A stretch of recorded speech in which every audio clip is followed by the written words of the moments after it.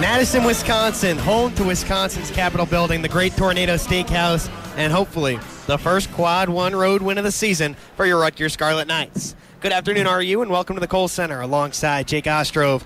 I'm Justin Sontupe, and Jake, RU's season-long bugaboo has been beating quality teams on the road. The bad news, Rutgers is winless in Quad 1 opportunities away from home, but the good news, Rutgers has 3 more chances to change that narrative before the end of the regular season, and that starts today at Wisconsin. At the Trapezoid of Terror for the penultimate time this season, it's Rutgers women's basketball. The RAC has been a house of horrors for RU opponents all winter long, and tonight Rutgers looks to secure their 20th win of the season and solidify an NCAA tournament bid against Wisconsin.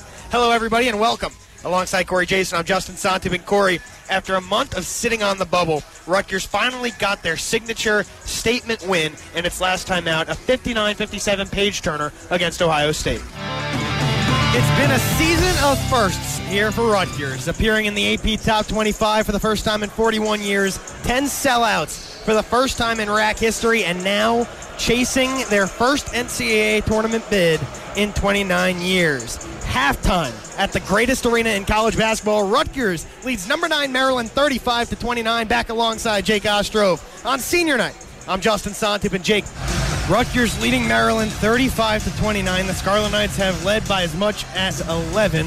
That happened a couple times in the first half. The Scarlet Knights will start the second half with their starting 5. Point guard Gio Baker, 2 guard Montez Mathis, small forward Ron Harper Jr., and power forward Akwazi Yeboah with Shaq Carter back in the middle. He picked up 2 quick fouls in the first half, so Rutgers played most of the first half without him. Rutgers going right to left on your radio dial in their white uniforms, red numbers. Maryland in those yellow uniforms, red numbers. They'll be going left to right, and they bring the starting 5 back out for the second half as well. Darryl Morsell, Anthony Cowan, Eric Ayala, Dante Scott, and Jalen Smith. Anthony Cowan leading the way with 13 points for the Terps. He's got a game-high 13. 20 minutes to go. Regular season home finale here at the RAC senior night. Rutgers honoring Joey Downs, the walk-on, Shaq Carter, and Akwazi Yeboah. Back underway, second half action. Ayala top of the key for Scott right side, inside right block. Jalen Smith backing down Carter, turning over the left shoulder, right-handed hook shot high off the glass. It rims out, the rebound to RHJ of RU. And here come the Scarlet Knights right to left. Fortunate roll that time. He definitely had position over Carter. 19:37 to go. Mathis controlling top of the key. High post for Shaq Carter. Turning, facing, handing off to Ron Harper Jr. top of the key. RHJ from Mathis left wing. Left baseline drive right into Smith. Misses the bunny. The rebound is tapped around. Chased down in the corner. And a foul is called on Akwazi Yeboah of Rutgers. And it will go Maryland's way. First personal foul for Yeboah. First team foul of the second half for RU. It was a chase into the corner, and at a certain point Yeboah was going to just try to reach around and knock it off of Ayala, and he got a little bit too physical that time. Ayala hands off Scott between the rings now. Cowan right side, back to Ayala left wing. Ayala to Cowan top of the key. Straightaway 3. Front iron no good. RHJ another board for RU. Here's Mathis going left to right. Crossover around Cowan. He's fouled on the way up. A hard drive by Tez after the nifty move to get around Cowan. He'll head to the line for a pair. The foul goes against Darryl Morsell, the native of Baltimore. His second personal. First team foul the second half on the Terps. You think Tez likes playing against Maryland? Yes. He doesn't necessarily fill up the stat sheet. You know, he had 10 points last time these two teams played, but he plays with that extra level of tenacity. First free throw from Tez. That rims out. Mathis has 6 for RU. In 2 games against Maryland in his career, he's averaging 10.5 points and 7.5 rebounds. Didn't get an offer from your home state. That leaves a chip on your shoulder. He plays with it. It certainly does. One more from Tez. It's good. Montez has 7. Rutgers leads by 7. 36-29, 19 minutes to go. Rutgers and number 9 Maryland from the RAC. Here's Anthony Cowan Jr. holding right wing for Dante Scott, high post. Scott faces the basket, hands off Ayala, curling towards the left side. Now for Cowan, into the lane. Kick out Ayala, straightaway 3. Back iron, no good. And Yeboah chases down the board in front of the Maryland bench. Rutgers wants to run. Here's Tez on the right side. Crossover to Baker, top of the key. Driving left of the lane. Kick out, Tez, right wing. Now to Yeboah, straightaway triple. Bang! That's a rainbow bingo from Yeboah, and Rutgers leads by 10, 39-29. 18:20 to go. So unselfish, so pure. And a whistle away from the ball. It's going to go against Tez. He's a little overeager. Sometimes we see it manifest itself in aggressive plays defensively. Yeah, he tried to jump around, get a steal going the other way. He just got a little too aggressive that time. Rutgers 39, Maryland 29, 18-15 to play. Here's Cowan between the rings. Controlling, Bow in his right hand, guarded up top by Tez. Now left side for Scott. Driving to the free throw line. Spins back left of the lane for the cutting Ayala. Reverse layup, that's too easy. It's 39-31, and Eric Ayala's got 5, the native of Wilmington, Delaware. Baker between the circles, guarded by Cowan. Hands off for Yeboah, high on the right side. Now to Mathis, top of the key. Tez, high post for Ron. Now at the right wing, brings it in front of the Rutgers bench, off the Carter ball screen, top of the key. Now picked up by Smith, 12 on the shot clock. Inside for Carter, backing down Scott, spins towards the baseline, turns into traffic, left-handed hook shot's good. And Rutgers is back up 10, 41-31. Check, Carter's up to 4. An inferno here at the rack. Cowan on the right side, hands off Ayala, guarded by Baker. Now to the free throw line, all the way into the lane. Stops on the block, kick out Cowan, right side. Cowan drives, free throw line, into the lane. Pass deflected, Morcell collects, into the paint. Shot rejected by Yeboah. Handing off Baker, Rutgers wants to run. Ahead of the back, Tez. Leaves for Harper Jr., left wing 3. Boom! Oh! It's 44-31 Rutgers. Timeout, Mount Turgeon. And welcome back to WRSU Crew. Jake Ostrov alongside Justin Sontupe. We're going to head to the phones now. Joining us now live on the line is the Rutgers men's basketball coach, Steve Pikiell. Coach, how are we doing today? Justin, Jake, we're doing well. How are you guys today? Coach, we could be better. We wish we were preparing to call an NCAA tournament game with you guys tomorrow. Not only were you going to call it, we were going to win a few games too. So absolutely, we were getting ready to play. We were playing some great basketball and very confident, that my team would have went into any tournament and been ready to perform. So disappointing, but we all have to stay smart and stay safe and stay healthy. When you came into this season, did you have the expectations or even the idea that come March you guys would be in position to do something here that hasn't been done in 29 years? Yeah, I mean, you always hope that. Those are always your goals. It really boils down to the players on the team and how hard are they willing to work and how much are they willing to sacrifice. And then, you got to have some luck, too. You got to be injury-free and you got to be playing good basketball at the right time of the year. And you got to learn through the, ups and downs of a season. And, I think this team did that, and they took on all the different challenges. And we were very young basketball team, a lot of first-year guys. They continued to get better. They defended. I think we finished the year 5th, best defensive efficiency in the country. And I know when I took it over, I think we were in the 300s. So to be 5th in the country in defensive efficiency really gives you a chance to win basketball games. And they just kept getting better on the defensive end and offensive end of the floor. Coach, your team was on the floor warming up for the chance to avenge a couple of earlier season losses to Michigan in the first round or your first game of the Big Ten tournament, and then were pulled off of the court when the Big Ten made the announcement to cancel the tournament, and then eventually the dominoes fell and the NCAA canceled the NCAA tournament as well. What was that like for you and for your team? Obviously tough. I mean, we were 10 minutes before tip-off, so we were expecting to play. And then we were expecting to play in the NCAA tournament, too, with no fans, but we had already come to that. I told the guys it'll be the most watched NCAA tournament in the history of sports, because everyone would have been tuning in to those games. So at the time, the Big Ten tournament was canceled. We didn't know about the NCAA tournament. By the time we landed back in Newark on our way back from Indianapolis, the phones told them that, the tournament had been canceled, too. So, it was just sad because this team deserved to keep playing. They're great. Our seniors, Shaq Carter, Joey Downs, and Quasi Yeboah, just great. And to not have that opportunity to experience March Madness, I was lucky enough as a player and a coach to experience it. It's just memories that you can't replicate. So I felt really bad, for doing all the work and how hard and the type of season that they had, that they wouldn't, have a chance to play in March Madness. So I think they were disappointed. I think everybody was, but you also have to, be smart at this time. This is unprecedented what we're dealing with. And, it's more important that everyone stays healthy. Coach, have you had a chance to really sit back at all and reflect on the season? And if so, what were some of the moments that stick out in your mind, whether it's on the court or even off the court over the last few months? Yeah, I think, there's a lot of things. This year was, like you said, this was a historic year for a lot of reasons. To finish tied for 5th place in this league. We were picked 12. We talked about that a lot. And to have a winning record, this was the best year since I've been in the Big Ten, and probably not even close. I do believe 10 teams would have got into the tournament. I know people were talking about, a couple other teams like Purdue, but Purdue, if they had played in any other league, would have finished in the top 4 of any other league. Our league was just so deep from top to bottom, and Purdue was an NCAA tournament team too, Indiana for sure. So our league is good.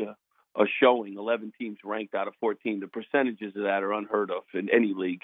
I really feel, great about the season. There were a lot of different memories. Obviously 18-1 at home and the rack jumping every time we played. The end of the year, being the last NCAA team of the week, the last week of the season, beating a Maryland team that I think could have won a national championship, and then going to Purdue on senior night, a game that they had to have, and winning that game, or and the celebration afterwards in the locker room are, quite memorable. But, there were other games, too, that were memorable. I think there were games we lost that were big steps, towards us improving and getting better, and that's all part of the journey, too. Everyone talks about the wins, but, the losses are part of your journey, and the losses help you win, at times when you don't play as well as you do, as you think you should. And you have to learn from that. You have to practice better. You have to get, guys to, do a better job with scouting reports, all those different things that you learn from games that don't actually go your way. So I think those were some turning points, too, some of those games that we didn't play as well. Coach Peichel, thank you so much for coming on and joining us tonight. 4:25 to go, third quarter. Spartans 17, Rutgers 0. And Brian Lewerke leads the troops back onto the field. 1st and 10 on their own 28. Lewerke out of the pistol. Claps once, takes the snap, hands off Collins, running to the left. Gets across a few tacklers, and now shaking and baking his way to the 38-yard line where Mike Tverdov drops back to make the stop for the Scarlet Knights. Another Spartans first down as Collins pushes his way up over 100 yards rushing today. Yeah, Collins is having himself a nice day as well as Cody White. They've been the 2 key playmakers for the Spartans, and they continue to have success. Rutgers lucky Tverdov got that tackle in, or he could have broke that one for a good one. Clock ticks under 4 minutes to go, third quarter, 2nd down and 1, actually, for the Spartans on the 37-yard line. 2 receivers to the near side, 1 far side. Wouldn't surprise me if Brian Lewerke took a shot deep here. Out of the gun. He claps once, takes the snap, play action fake. Actually a run to the far side to Collins. Splits a couple defenders. C.J. Onyeki comes up to make the stop at the 40-yard line, but that will be a Spartans first down.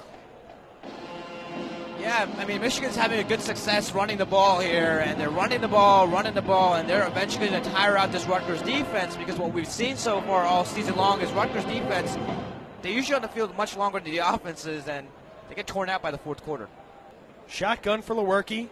2 running backs for the senior quarterback. It's Elijah Collins and Anthony Williams. 1st and 10 from the 40. Lewerke takes the shotgun snap, play action fake, fires over the middle. It's complete at the 40-yard line and down to the 36-yard line. C.J. Hayes on the reception for the Spartans as they move into Rutgers territory. Yeah, C.J. Hayes is number 2 wide receiver on the Michigan State depth chart, and he's having a great season himself, especially after the injury to Darryl Stewart. And Michigan State into the hurry-up. They've done this no-huddle thing all day long. They haven't moved necessarily quickly with it. They're taking their time, and it's not really a hurry-up formation. With a 17-0 lead, there's no harm in taking your time. 1st and 10 on the Rutgers 36. Pistol for Lewerke. Collins is the deep back. Lewerke takes the snap. Handoff goes to Collins, runs left, and Rutgers swarms him in the backfield. Mike Tverdov at the 40-yard line. That's a loss of 4. The tackle for loss credited to Mike Tverdov. Yeah, Tverdov actually tried to make a play. Initially the backfield missed, gets back up, and still makes the play. So good job by the Rutgers defense closing on Collins there, not allowing anything. And a loss for 4. We haven't said that much today. Tim Barrow and Tyreek Maddox-Williams also in the mix on that one for the Scarlet Knights. 2nd down and 14 now for the Spartans on the Rutgers 40-yard line. 2 receivers far side, 1 in the near side for Lewerke. Collins lines up to his left. Lewerke claps, takes the snap, and drops back. Has time, now fires over the middle, into coverage, and incomplete. Nearly intercepted Olakunle Fatakazi was the only man in the area. Yeah, Rutgers with just a four-man rush, and they've had some moderate success getting in pressure to Lewerke's face. And Lewerke had no receivers in that area. I couldn't even point to the closest one. Olakunle Fatakazi was probably the nearest man there. And it's a 3rd down and 14. 3rd down and 14 at the Rutgers 40-yard line. Trips to the right for Lewerke, 1 to the left. Motioning out of the backfield all the way to the far side right is Collins. So 5 wide receivers for Lewerke. 3rd and 14 at the 40-yard line. Lewerke takes the snap. Josh back to pass. Now a quarterback keeper. Running near side around the numbers 30, 25, and that's where he's pushed out of bounds by Christian Isian for a Michigan State 1st down. A coverage breakdown by the Scarlet Knights defense. Lewerke with a gain of 15 yards on 3rd and 14, picking up just enough for the Spartans' 1st down. Rutgers brings the blitz. Lewerke reads it immediately, runs right up, and gains 16 yards, just enough. And they're 6 for 12 now on 3rd downs. Lewerke out of the gun, 1st and 10 at the Rutgers 24-yard line. He claps, takes the snap. Handoff goes to Collins. Stutter step in the backfield, and charging him down is Robin Utretten, the defensive lineman out of Sweden, making the play, a tackle for loss for big RJ. The redshirt freshman, like you said, out of Sweden, his 2nd tackle for loss on the season, 12th tackle overall, and nicely done by him. 2nd down and 12 at the 26-yard line. 2 receivers to the far side right, 1 near side left for Lewerke. Collins is in the backfield to his right. Lewerke out of the gun, 2nd and 12 on the 26. Claps once, takes the snap. Play action fake, drops back to pass. Looking to his right, now comes back to the left. That's where he fires, and it's dropped. Incomplete, intended for Trey Mosley. Damon Hayes was all over him for the Scarlet Knights.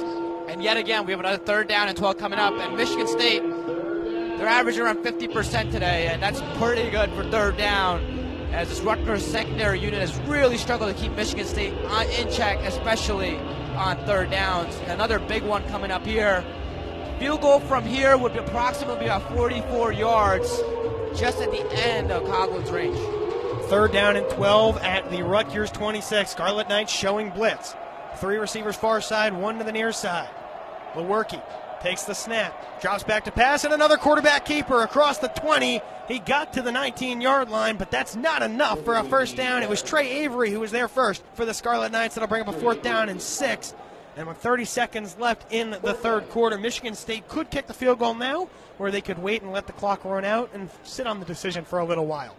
In front of an Inferno-like crowd on senior night at the Rack, the Rutgers Scarlet Knights stunned AP number 9 Maryland 78-67 to inch closer to its first NCAA tournament bid in 29 years.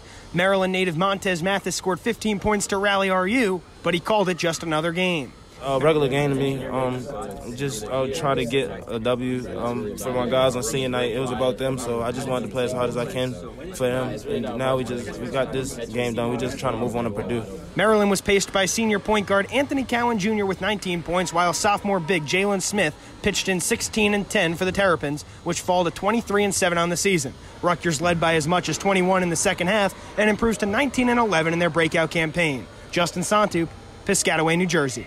Torian Prince scored 27 points and added 12 rebounds to help the Brooklyn Nets defeat the Houston Rockets 123-116 in front of a near-capacity crowd Friday night at the Barclays Center. The three-point shot was the name of the game for the Nets, which as a team connected a season-high 19 times from downtown. Prince hit 6 threes and gave credit to his coaching staff. Coach, they tell us to shoot a lot of them, so, when you have that type of confidence from the guys who are in charge and telling you to shoot, you have no choice but to have confidence in yourself. Kyrie Irving added 22 points and 10 assists for Brooklyn, which rallied from a 15-point second-quarter deficit to improve to 2-3 on the young season. James Harden scored 36 for Houston, which falls to 3-2. Justin Sontupe, New York. Rutgers defeats Purdue tonight 70-63 at this glorious building, the Trapezoid of Terror, the Rutgers Athletic Center. For my broadcast partner, Raj Shah, I'm Justin Sontupe, telling everybody to have a good evening. Go RU. This was Rutgers men's basketball on WRSU-FM New Brunswick. Nightline up next. Your final score from the Rutgers Athletic Center. Rutgers 78, number 9 Maryland 67. A statement win, an emotional win tonight at the Rack. For my broadcast partner, Jake Ostrov, I'm Justin Sontupe signing off. Good night, everybody, and let's go RU. The Scarlet Knights 78, Maryland 67. Nightline up next. Rutgers men's basketball on WRSU-FM New Brunswick.